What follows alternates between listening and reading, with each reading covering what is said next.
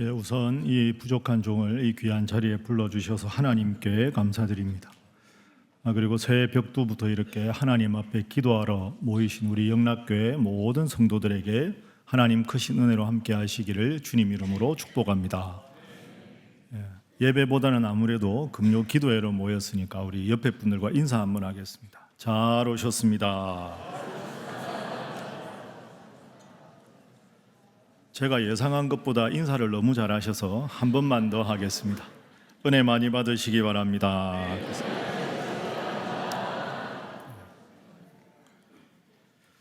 오늘 우리가 읽은 본문 창세기 말씀입니다. 창세기는 성경 66권 중에서도 우리에게 가장 잘 알려진 그런 내용과 사건, 인물들이 많습니다. 창세기를 크게 두 가지로 분류를 해보면 1장부터 11장까지는 원역사라고 합니다. 우리가 잘 아는 천지창조 이야기, 아담과 하와 이야기, 가인과 아벨 이야기, 노아 홍수 이야기, 바벨탑 사건, 이런 인류의 역사의 처음에 관한 사건들이 11장까지 등장합니다. 그리고 이어서 12장부터 50장까지는 이스라엘 역사상 가장 위대한 4명의 족장에 대한 이야기가 나옵니다. 4명의 족장, 누굽니까? 아브라함, 이삭, 야곱, 요셉. 그렇습니다. 잘 아시네요.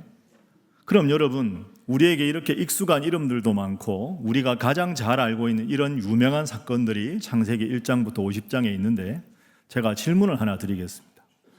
창세기 1장부터 50장까지 중에 제일 긴 장이 제 몇 장일까요? 제가 왜 이 질문을 하겠습니까? 오늘 본문이 속한 24장입니다.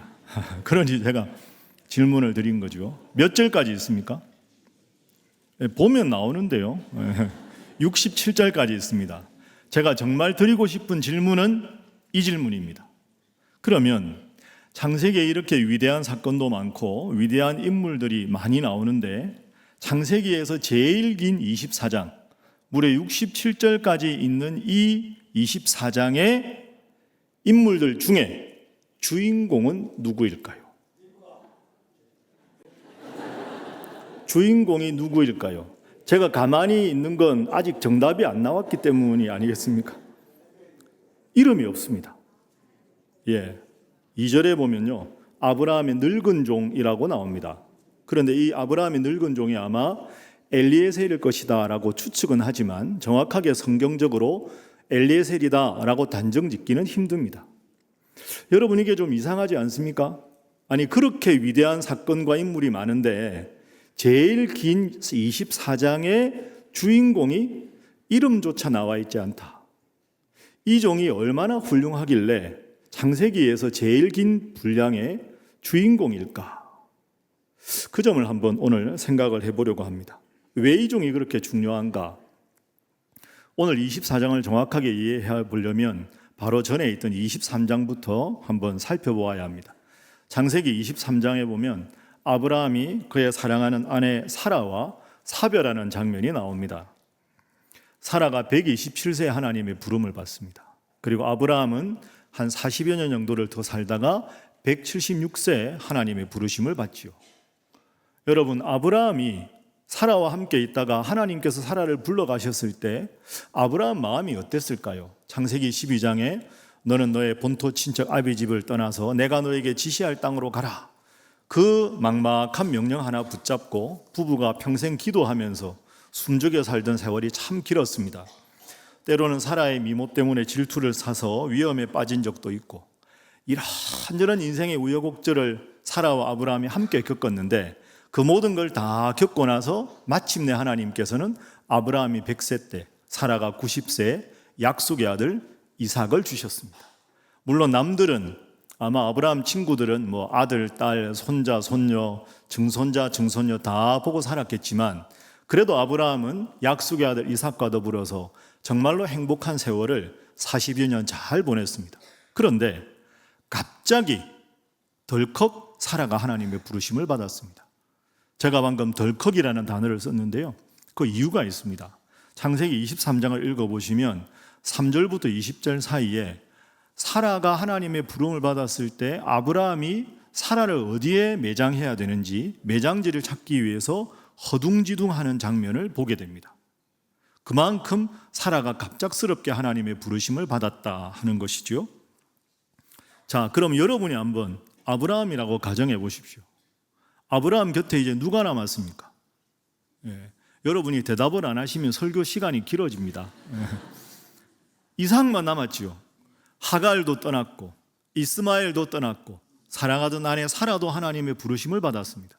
그럼 이제 아브라함 곁에는 이삭밖에 없습니다.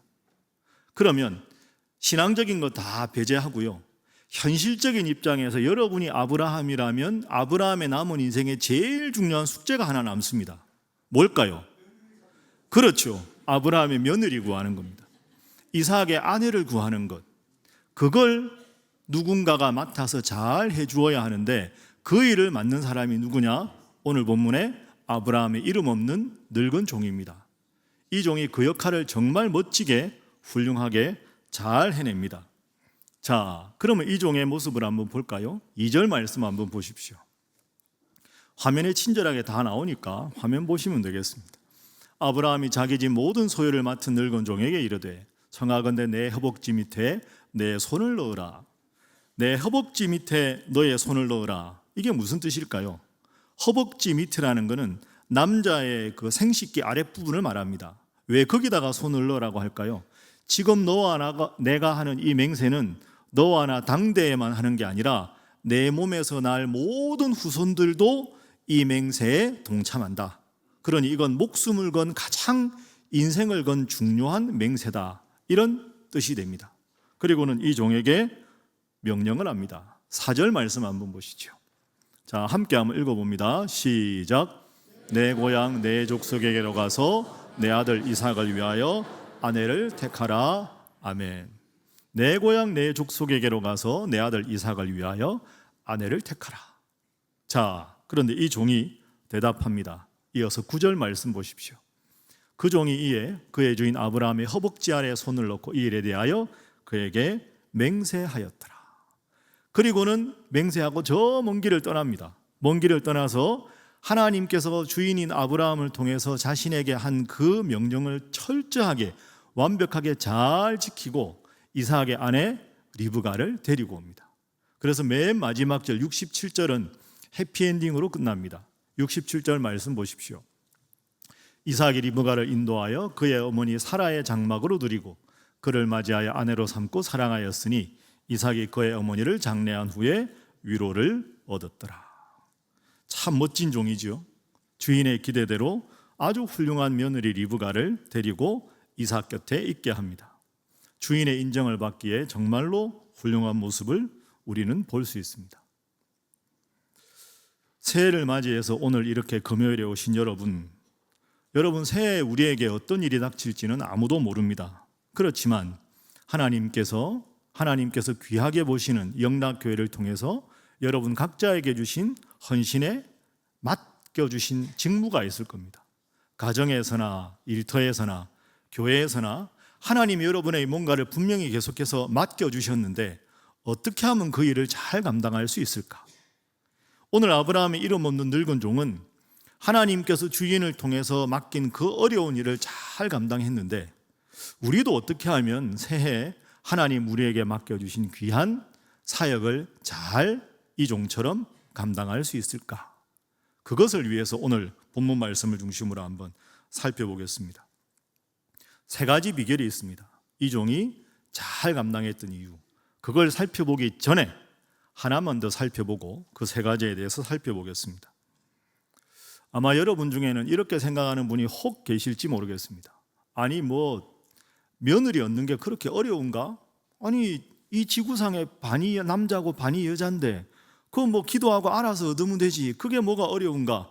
혹시 그렇게 생각하실지도 모르겠습니다. 여러분, 남이 며느리 얻는 건 쉽습니다.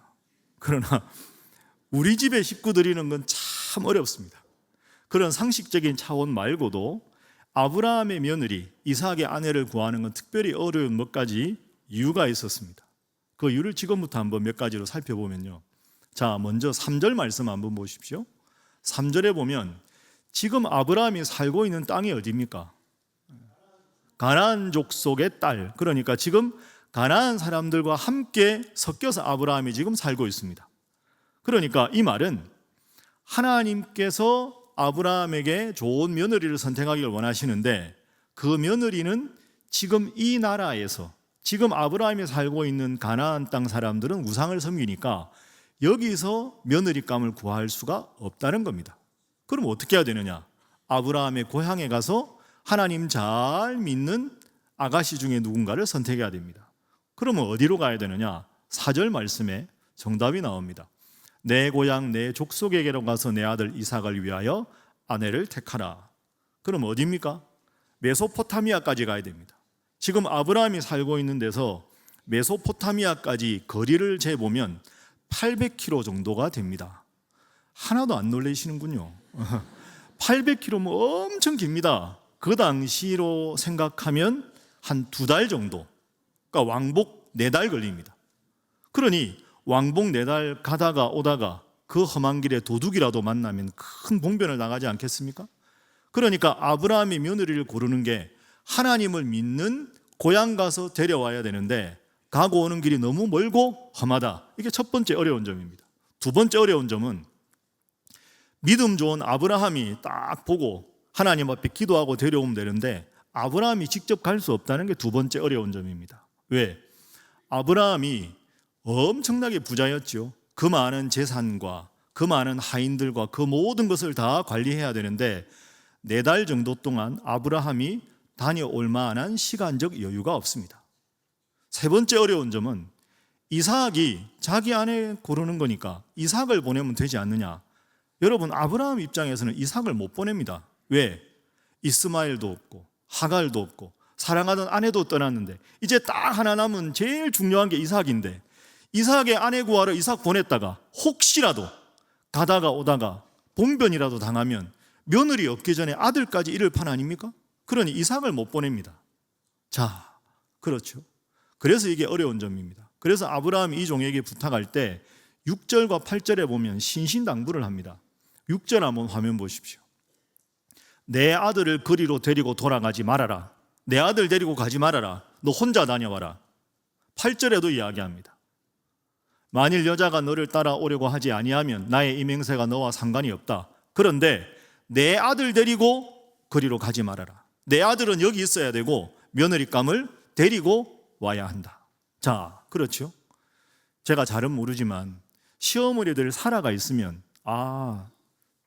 저 규수가 최고다 할 텐데 사라도 없고 가고 오는 길은 멀고 험하고 아브라함도 못 가고 이삭도 못 보내고 그러니 아브라함 입장에서는 이게 참 난감하고 어려운 일입니다.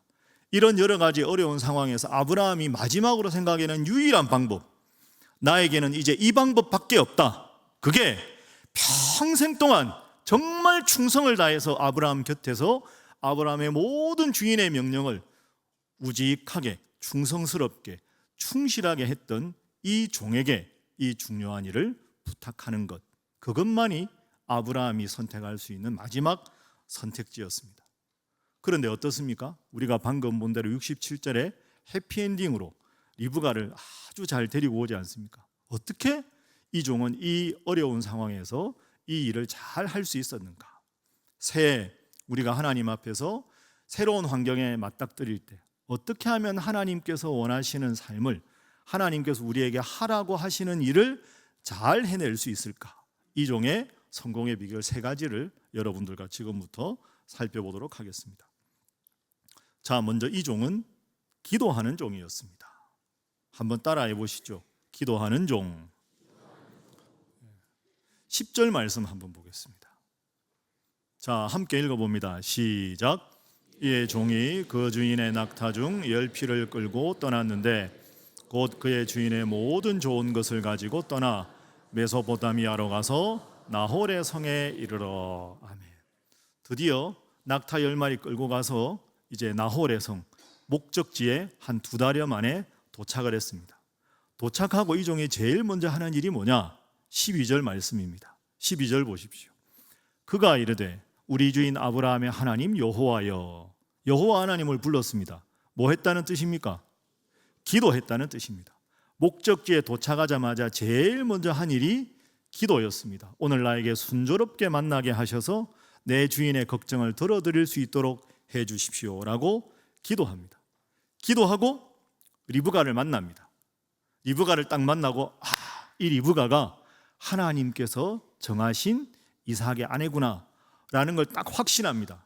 확신한 다음에 또 맨 먼저 하는 일이 있습니다. 27절 말씀도 보십시오. 화면에 다 나옵니다. 이르되 나의 주인 아브라함의 하나님 여호와를 찬송하나이다. 뭘 했다는 겁니까? 기도했다는 거죠. 나의 주인에게 주의 사랑과 성실을 그치지 아니하셨사오며 여호와께서 길에서 나를 인도하사 내 주인의 동생 집에 이르게 하셨나이다. 그러니 목적지에 도착해서 기도하고 리브가를 만나서 리브가가 하나님께서 예정하신 이삭의 짝인 걸 확신하고도 기도합니다. 이 종은 기도로 일을 시작하고 기도로 일을 마친 종이었습니다. 그럼 리브가 데려오기 전에 맨 마지막에 해야 될 일이 뭡니까? 리브가가 속한 가문의 어르신들을 만나서 자기가 왜 리브가와 함께 여기에 왔는지, 하나님께서 내 주인 아브라함에게 무엇을 원하셨는지, 리브가가 왜 아브라함의 며느리가 되어야 되는지 쭉 설명을 했겠죠. 다 설명한 다음에 50절 말씀 한번 보십시오. 자, 50절 말씀 함께 읽어봅니다. 시작. 라반과 부두엘이 대답하여 이르되 이 일이 여호와께로 말미암았으니 우리는 가부를 말할 수 없노라. 아멘. 여러분, 가장 기본적인 것 같지만 올 한 해 이걸 꼭 기억하십시오. 기도로 일을 시작하고 기도로 일을 마치셔야 합니다.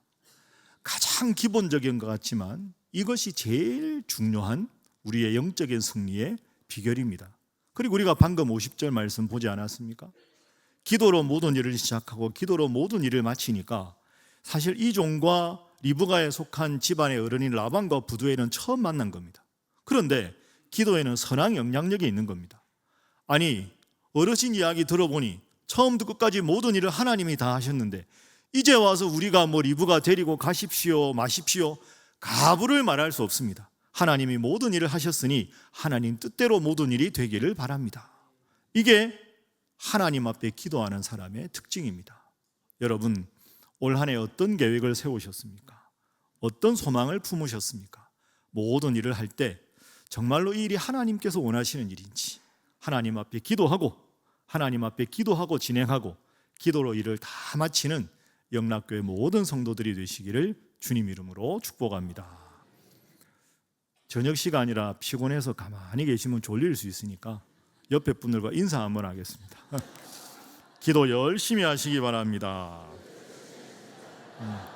한 번 더 할까요? 잘 하시기 바랍니다. 그럴 리가 없지만 혹시 여러분 중에 이런 생각 하십니까? 기도하는 거 필요하긴 한데 기도 안 해도 일도 다 잘 될 때도 있는데 뭘 그렇게 꼭 기도해야 되나? 이렇게 생각할 수도 있습니다. 여러분, 교회를 하다 보면 기도 안 해도 솔직히 우리끼리 말로 일이 될 때도 있습니다. 그런데 문제가 있습니다. 기도 안 하고 일을 하면요, 끝나고 나서 후유증이 생깁니다. 누구누구만 했다, 누구누구는 안 했다, 내 다시는 이 일 하나 봐라. 여러분, 이건요 일을 마친 게 아니라 죄송한 표현인데 일을 해치운 겁니다. 제대로 한 게 아니지요. 그런데 기도하고 일을 시작하고 기도하고 일을 진행하고 기도하고 일을 마치면 어떻게 됩니까? 대화가 달라집니다. 아유, 집사님 수고하셨습니다. 아유, 장로님 정말 수고하셨습니다. 아유, 무슨 말씀을요. 제가 한 게 있습니까? 곁에서 다 도와주시고 기도해 주시니까 된 거죠. 그리고 저희가 한 게 있습니까? 하나님께서 도우셔서 하나님 은혜로 모든 일을 한 것 아닙니까? 그러니까 서로 더 덕을 세우고 영적으로 충전되고 회복되는 계기가 되는 겁니다. 여러분, 올 한 해 모든 일을 기도로 시작하고 기도로 마치시기를 주님 이름으로 축복합니다. 기도는 인생의 나침반과 같습니다. 여러분, 집채만한 파도가 배를 집어 삼킬 듯이 날뛰는 그런 악천후에도 선장의 손에 나침반이 있으면 선장은 두려워하지 않습니다. 왜? 이 배가 가야 될 과를 정확하게 알고 있기 때문입니다. 뒤집어서 아무리 순풍이 불고 항해 아무런 어려움이 없어도 선장이 나침반이 없어서 어디로 배가 가야 될지 항선지를 모르면 선장은 불안할 수밖에 없습니다. 기도는 우리 인생의 나침반입니다. 하나님 이 일을 원하십니까? 하나님 원하시면 저와 함께 해주십시오. 기도 가운데 하나님의 뜻을 묻고 하나님 뜻대로 살아가는 여러분 모두가 되시기를 바랍니다. 아멘도 잘하시고 인사도 잘하셔서 저를 한번 따라해 보시죠. 이건 여러분 외우시면 좋겠습니다. 따라해 보시죠. 죄송합니다. 기도는 약속을 통해 어려움을 이기게 하고, 여기까지 다 외우셨죠? 이제 반대입니다. 따라합니다. 마귀는 어려움을 통해 약속을 잊게 한다. 제가 한번 해보고 그 다음 여러분들 하겠습니다. 쉽습니다. 기도는 약속을 통해 어려움을 이기게 하고, 마귀는 어려움을 통해 약속을 잊게 한다. 다 외우셨죠? 기도는 약속을 통해서 어려움을 이기게 하고, 마귀는 어려움을 통해서 약속을 잊게 한다. 역시 수준이 있습니다. 옆에 분들과 다시 인사합니다. 열심히 기도하시기 바랍니다. 두 번째, 이 종이 잘 감당했던 이유는 지혜 있는 종이었기 때문입니다. 따라해 보시죠. 지혜 있는 종. 자, 여러분 입장을 한번 바꿔놓고 생각해 보십시오. 여러분이 이름 없는 종입니다. 하나님께서 아브라함이라는 주인을 통해서 엄청나게 중요한 명령을 내리셨습니다.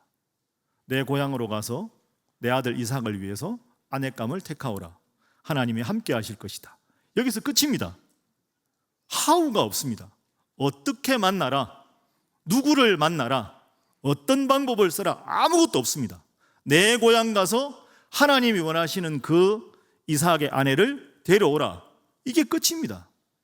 여러분이 이름 없는 종이라고 가정해 보십시오. 어떻게 하시겠습니까?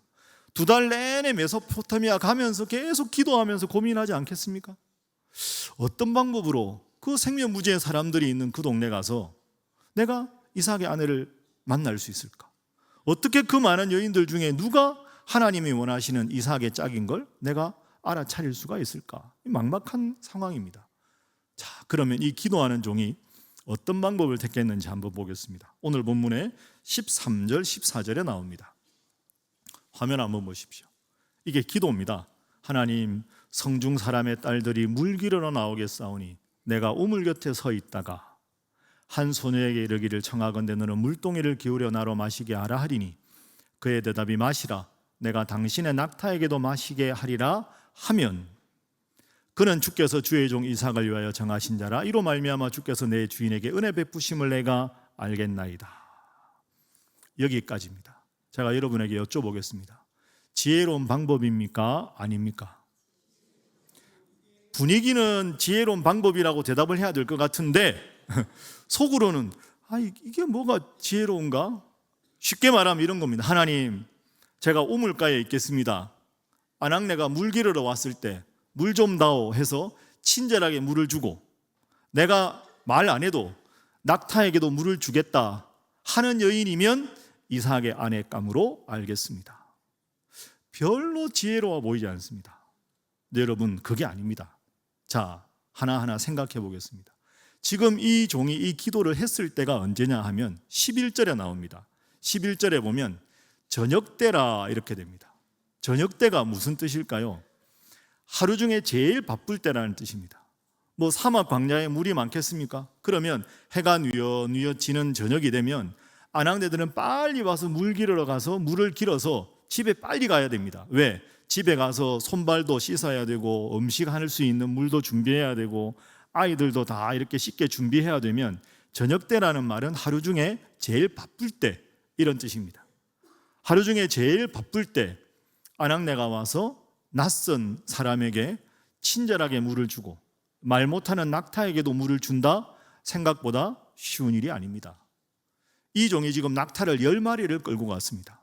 여러분, 낙타가 물을 안 마시다가 한번 마시면 얼마나 마시는지 아십니까? 100리터 마십니다. 놀라셔야 됩니다. 지금 이 상황은. 그런데 우리로 말하면 두레박, 항아리 가득 채우면 12리터 들어갑니다. 그러면 12리터 들어가는 물을 길었는데 낙타가 몇 마리입니까? 10마리입니다. 100리터 곱하기 10하면 1000리터입니다. 그러면 하루 종일 제일 바쁜 시간에 나그네에게 물 주는 건 가능한데 나그네에게 물 주고 자청해서 그 많은 낙타들을 위해서 자원해서 물을 기를 수 있는 여인이면 마음 씀씀이가 넉넉하고 사랑이 많은 여인이 아니면 불가능한 일입니다. 그리고 그런 여인에게 그런 방법을 제시했던 이 종은 매우 지혜로운 종이라고 말할 수가 있습니다. 설령 낙타들이 아유 저 아가씨 혼자 와서 물 깃는다고 고생하니까 우리 반씩만 먹자 하고 50리터씩만 먹어도 40번 이상 제일 바쁠 때 길어야 되는 이런 상황에서 시간을 허비하면서까지 그 많은 말 못하는 낙타들에게 물을 다 주는 게 생각보다 쉬운 일이 아닙니다.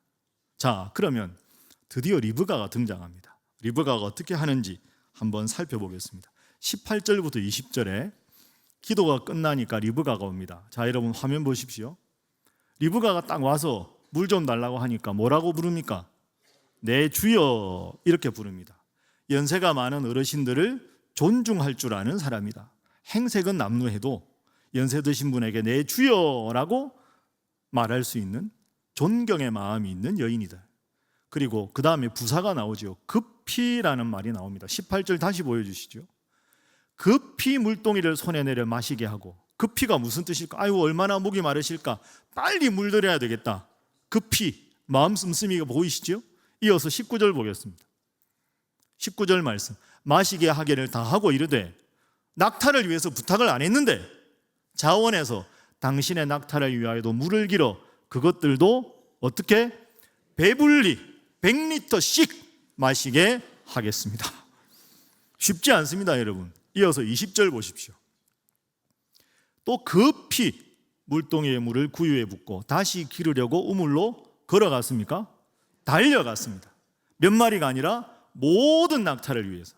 여러분, 급히 모든 달려가서 내 주여 이런 표현은 리브가가 어떤 여인이라는 겁니까? 어르신을 존중할 줄 알고 말 못하는 낙타들을 위해서도 급히 달려가서 물을 기를 수 있을 정도로 마음이 따뜻한 여인이다. 다른 말로 하면 가정에서부터 부모님을 통해서도 가정교육을 잘 받아서 낯선 나그네와 짐승들을 위해서도 넉넉한 마음으로 대접할 수 있는 훌륭한 품성을 가진 여인이다. 그리고 그런 여인을 한눈에 알아볼 수 있는 지혜로운 방법을 썼다는 의미에서 이 종은 과연 지혜로운 종이다, 이렇게 말할 수 있습니다. 시간 관계상 읽지 않겠지만요, 본문을 쭉 읽어보면 유독 많이 나오는 표현이 있습니다. 달려가서라는 표현입니다. 방금 읽은 20절 말씀 다시 보시면 낙타를 위해서 물 기르러 갈 때 우물로 달려갑니다. 그리고 28절 보십시오. 28절에 보면 소녀가 이 어르신 모시고 집에 갈 때도 걸어갑니까? 달려갑니까? 달려갑니다. 29절도 보십시오. 리브가에게 오라비가 있어서 라반에게 낯선 어르신이 오셨습니다. 그러니까 이 라반도 달려갑니다. 이 집안은 다 달리는 집안입니다. 이 무슨 뜻일까요? 집안 분위기가 그만큼 사랑이 넘치고 배려를 잘하는 집안이다. 여러분, 우리가 아는 이삭은 어떤 사람입니까? 아브라함의 아들인데 좀 우리끼리 말로 내성적이고 온유하고 좀 차분한 스타일인데, 이 리브가는 달리고 또 달리고 열심히, 이런 딱 며느리가 필요한데 이런 며느리를 기가 막히게 하나님께서 우물가에서 만나게 하신 거죠. 아브라함은 이 종에게 딱 한 가지 말했습니다. 내 고향 메소포타미아로 가서 내 아들 이삭을 위하여 아내를 택하라. 하나님이 예비하실 것이다. 어떤 방법? 아무것도 없습니다. 어떻게 합니까? 알아서 하는 겁니다. 여러분, 기도가 필요합니다. 두 번째는 기도하면서 하나님 앞에 무엇을 구해야 합니까? 지혜가 필요합니다. 기도 없는 지혜는 세상적인 지식에 불과합니다. 그러나 기도하면서 동시에 우리가 구할 것은 하나님 앞에 지혜입니다. 하나님, 이 일을 어떤 식으로 제가 진행하기를 원하십니까? 이 일에 하나님께서 저에게 지혜를 허락해 주십시오. 이 종은 그런 의미에서 참 훌륭한 종이라고 말할 수 있습니다. 여러분, 지혜가 부족하십니까? 올 한 해 어떻게 살아가시겠습니까? 그래서 하나님께서 우리에게 주신 귀한 약속의 말씀이 있습니다. 야고보서 1장 5절 말씀. 다 아시는 말씀이죠. 자, 함께 읽어봅니다. 시작. 너희 중에 누구든지 지혜가 부족하거든 모든 사람에게 부히 주시고 꾸짖지 아니하시는 하나님께 구하라. 그리하면 주시리라. 아멘. 옆에 분들과 인사하겠습니다. 하나님의 지혜를 구하시기 바랍니다. 한 번 더 하겠습니다. 잘하시기 바랍니다. 제가 우리 교회에서는 자주 인사를 하는데요, 오늘 사실 올 때 떨렸거든요. 영락교회 교인분들도 좀 금요일 날 저녁에 하루 종일 피곤하셨을 텐데 인사를 좀 시키고 싶은데 잘하실까? 너무 잘하시는데요. 마지막으로 딱 한 번만 더 해보겠습니다. 하나님 안에 승리하는 한 해 되시기 바랍니다. 자, 지금까지 두 가지 뭐였습니까? 기도하는 종이었다. 두 번째는 지혜로운 종이었다. 마지막 세 번째는요, 겸손하게 하나님의 은혜를 고백하는 종이었다 하는 겁니다. 겸손하게 하나님의 은혜를 고백하는 종. 평생 주인 곁에서 열심히 최선을 다했지만 자기를 드러내려고 하지 않고, 이 어려운 일을 하면서도 자신을 드러내려고 하지 않습니다. 모든 것이 하나님께서 시키시는 대로 저는 그저 순종했을 뿐입니다 하고 겸손하게 하나님의 은혜를 고백하고 있습니다. 자, 리브가를 딱 보고 이 여인이구나, 하나님 감사합니다 하고 기도했습니다. 그죠? 기도하고 이제 리브가를 데리고 아브라함과 이삭에게 가기 전에 리브가가 속한 집안의 어르신들을 만나서 허락을 받아야 될 것 아닙니까? 리브가를 데리고 가는 걸. 그런데 데리고 가는 걸 이야기하려면 자기가 누군지, 왜 여기 왔는지, 리브가를 어떻게 만났는지, 리브가가 어떻게 해서 하나님께서 원하시는 이삭의 짝인지 쭉 자초지종을 설명을 드리고 어르신들의 동의를 받아야 리브가를 데리고 이제 아브라함과 이삭에게로 갈 수 있습니다. 자, 그래서 이제 이 종이 리브가를 앞세워서 이제 리브가에 속한 집의 어르신들을 만나러 가는 장면이 33절부터 나옵니다. 33절 말씀 한번 보십시오. 자, 낯선 데서 어르신이 오니까 리브가의 집안에 사람들이 음식을 베풀었습니다. 아유, 반갑습니다, 식사 좀 하시지요 하고 음식을 딱 냈는데요, 이 이름 없는 종이 말합니다. 예, 감사합니다. 그런데 제가 왜 여기 왔는지 자초지종을 먼저 설명을 드린 후에 식사를 해도 되겠습니까? 예, 그러면 그렇게 하십시오. 그래서 33절 뒤에 보니까 라반이 이르되 말하소서, 예, 말씀하십시오. 자, 그래서 34절부터 49절까지 쭉 자초지종을 설명합니다. 먼저 34절 보십시오. 그가 이르되 나는 아브라함의 종입니다. 저는 아브라함의 종입니다. 자기 이름을 밝히지 않는 겸손한 종입니다. 그리고는 35절부터 쭉 설명을 하는데요, 자초지종을 여러분 읽어보시면 35절에서 49절 사이에 계속 반복해서 나오는 중요한 표현이 하나 있습니다. 그 표현이 뭐냐? 한번 따라해 보시죠. 여호와께서. 제가 한 게 아니고요, 제 주인이 한 게 아니라 여호와 하나님이 모든 일을 다 하셨습니다. 계속 여호와께서라고 주어를 사용합니다. 35절 보십시오. 여호와께서 나의 주인에게 크게 복을 주셨습니다.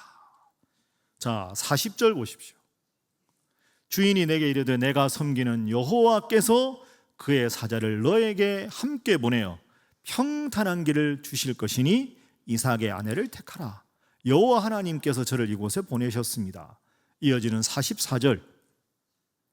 그의 대답이 당신은 마시라. 우물가에서 내가 또 당신의 낙타를 위하여도 기르리라 라고 대답을 하면, 그 여자는 여호와 하나님이 내 주인의 아들 이삭을 위하여 정하신 자구나 라고 확신의 마음을 저에게 주셨습니다.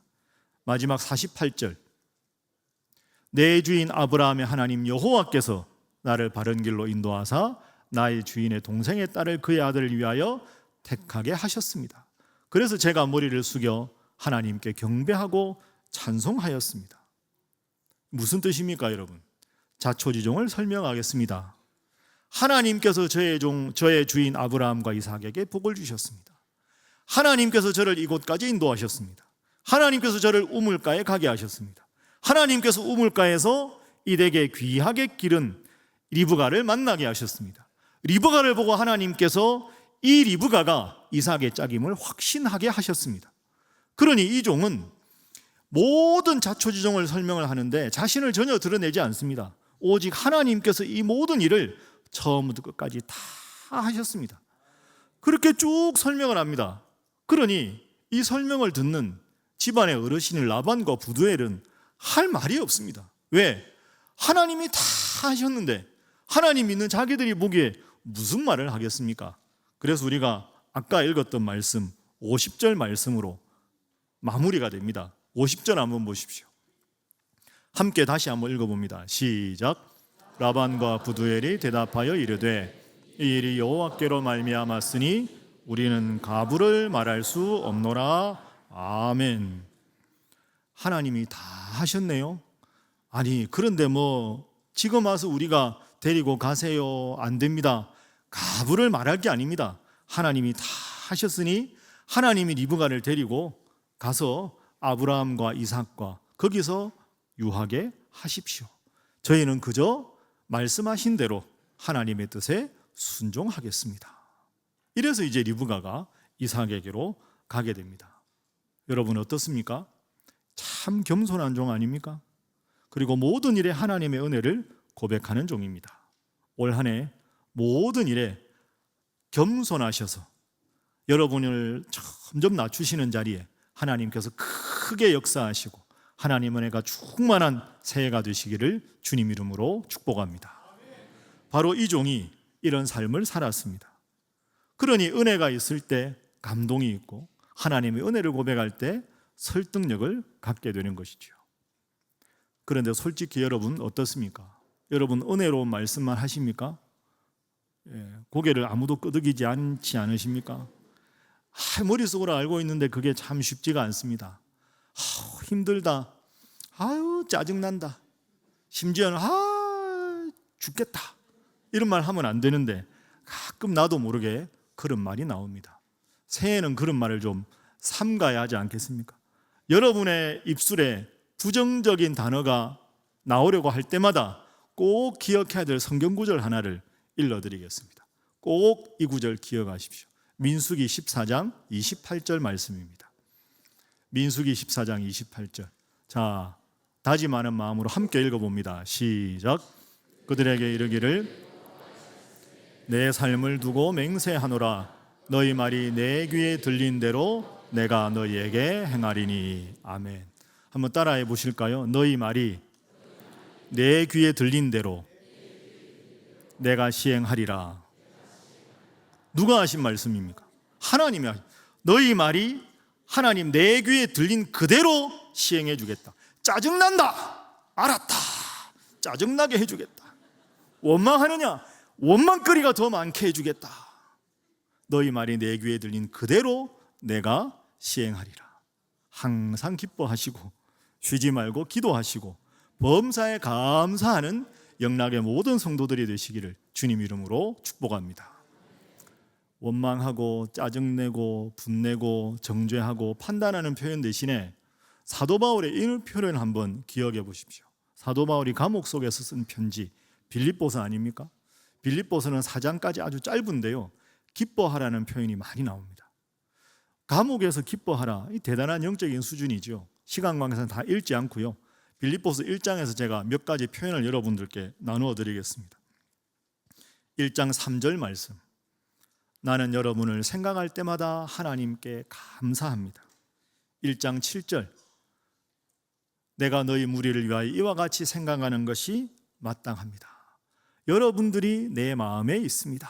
이런 뜻이죠. 1장 8절. 내가 예수 그리스도의 심장으로 여러분들을 얼마나 사모하는지 하나님이 나의 증인이 되십니다. 마지막으로 2장 6절. 여러분들은 2장 6절 말씀은 여러분들은 예수 그리스도의 날에 나의 자랑이 될 것입니다. 이런 말씀입니다. 내가 여러분들을 얼마나 그리워하는지 하나님이 증인이십니다. 여러분이 바로 저의 자랑입니다. 얼마나 멋진 표현입니까? 여러분, 올 한 해 여러분의 입술의 모든 말과 여러분의 마음의 모든 묵상이 주님께 온전히 연락되는 복된 삶을 살아가시기를 주님 이름으로 축복합니다. 자, 옆에 분들과 인사 한번 하겠습니다. 늘 기도하시기 바랍니다.